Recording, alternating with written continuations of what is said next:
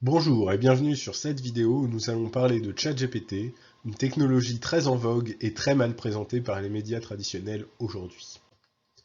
Contrairement à ce qui a été dit dans quasiment tous les médias, ChatGPT ne fait pas de recherche et ne condense pas les informations. Il ne comprend même pas réellement votre question. Mais qu'est-ce que donc que ChatGPT?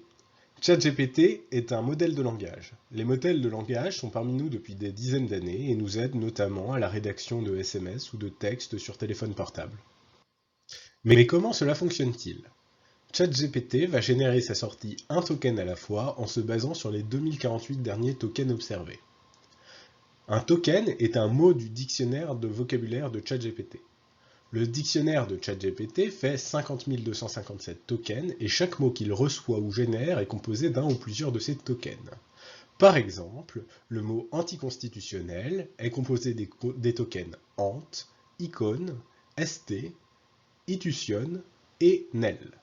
Comme je l'ai dit précédemment, la sortie de ChatGPT se base sur les 2048 derniers tokens.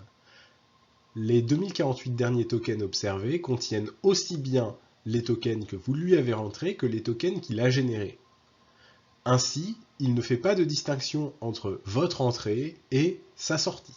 La façon dont ChatGPT considère son entrée est sous forme d'un tableau de 2048 lignes et de 50 257 colonnes.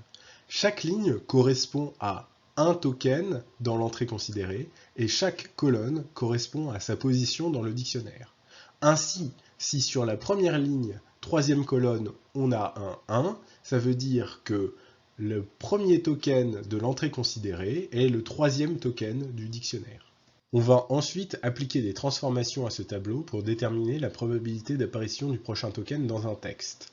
On va ensuite se baser sur cette probabilité pour générer un nouveau token et ajouter ce token à la sortie.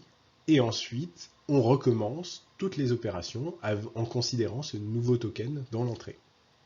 Pour choisir ces transformations, les ingénieurs d'OpenAI ont réglé un grand nombre de pseudo-tournevis en se basant sur la correspondance entre la sortie et un corpus de texte pioché sur Internet. Une partie de ces réglages est automatisée.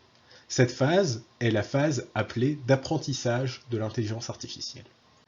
Oui, mais c'est bien beau de parler de tout ça sur GPT-3, mais GPT-4, ça doit être globalement différent. Il est beaucoup plus intelligent. Eh ben non, GPT-4, c'est globalement la même chose, avec un modèle peut-être un petit peu mieux réglé, et en plus, son tableau d'entrée contient une image, ce qui lui permet d'interpréter des choses sur une image. Dans l'ensemble, ChatGPT et les modèles de langage ne connaissent pas réellement les informations.